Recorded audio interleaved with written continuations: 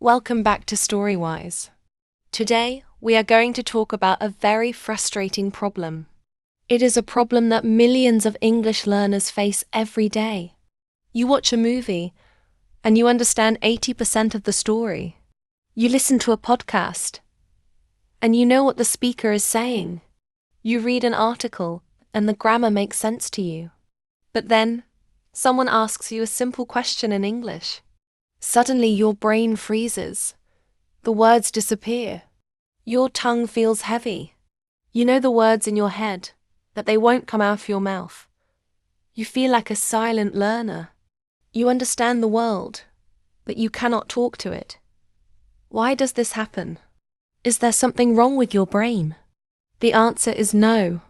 In this video, we will explore the science of input versus output. We will learn why understanding is easy, but speaking is hard. And I will give you a clear plan to turn your silent knowledge into active speaking. If you are tired of being quiet, listen carefully. Let's unlock your voice. To solve this problem, we must understand how the brain stores language. Your brain has two different folders for English. The first folder is the passive folder. This is for input. This is for listening and reading. This folder is very large. It contains all the words you have ever heard or seen. The second folder is the active folder. This is for output. This is for speaking and writing. For most learners, the passive folder is a giant mountain, but the active folder is a small hill. When you listen, your brain only needs to recognize a word. When you speak, your brain needs to retrieve the word, move your mouth, and check the grammar at the same time. Recognizing is easy. Retrieving is difficult. It's like the difference between watching someone play the piano and playing it yourself. Watching is passive. Playing is active. To speak well, you must move your knowledge from the passive folder to the active folder. The comfort zone. Trap. Why is your active folder so small?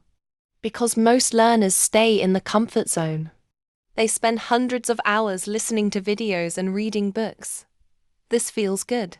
It feels like you are learning. But listening is a low-stress activity. Speaking is a high-stress activity. If you only practice listening, you are only training one side of your brain. It's like going to the gym and only training your right arm. Your right arm will be strong, but your left arm will be weak. Speaking is a physical skill. It involves muscles in your face and throat. If you don't use those muscles, they don't know what to do. You cannot listen your way to speaking fluency.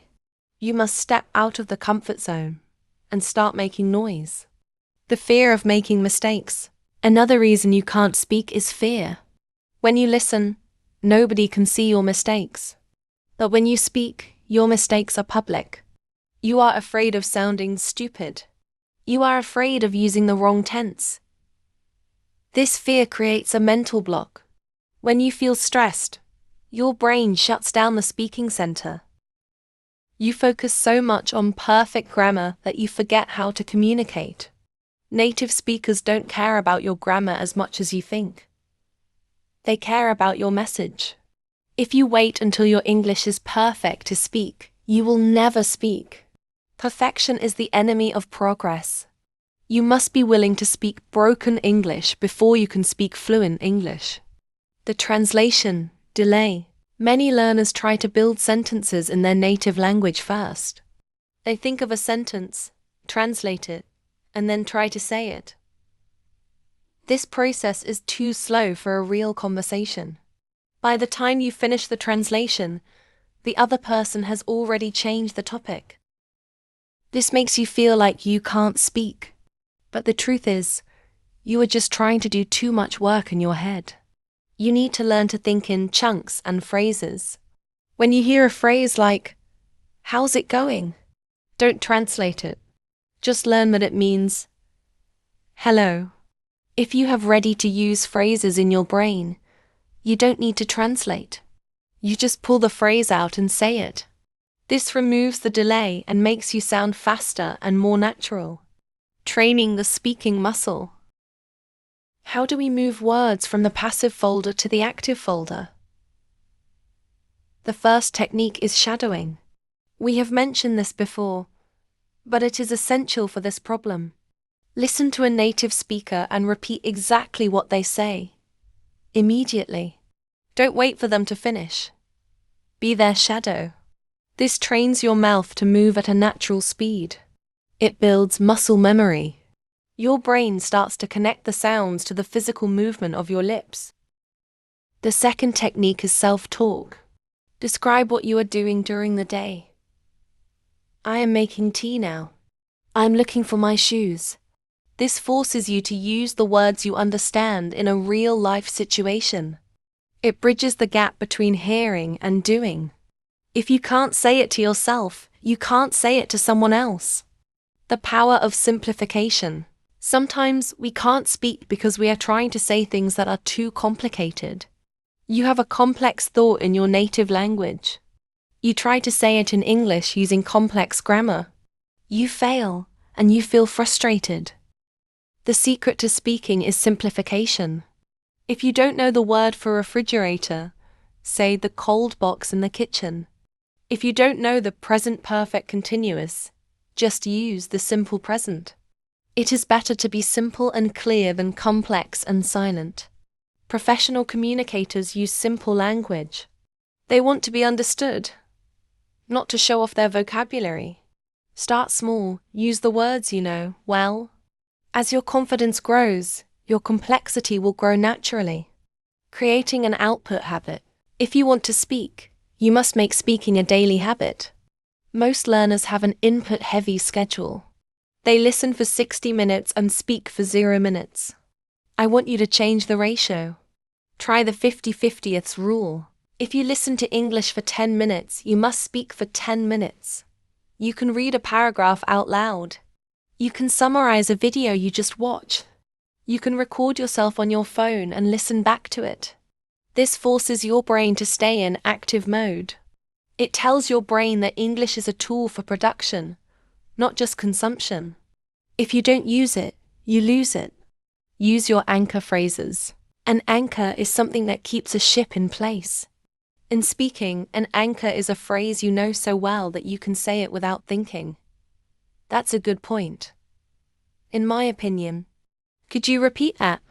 Actually, I think, if you have 10 or 20 of these anchors, you have a foundation. When someone asks you a question, you can start with an anchor.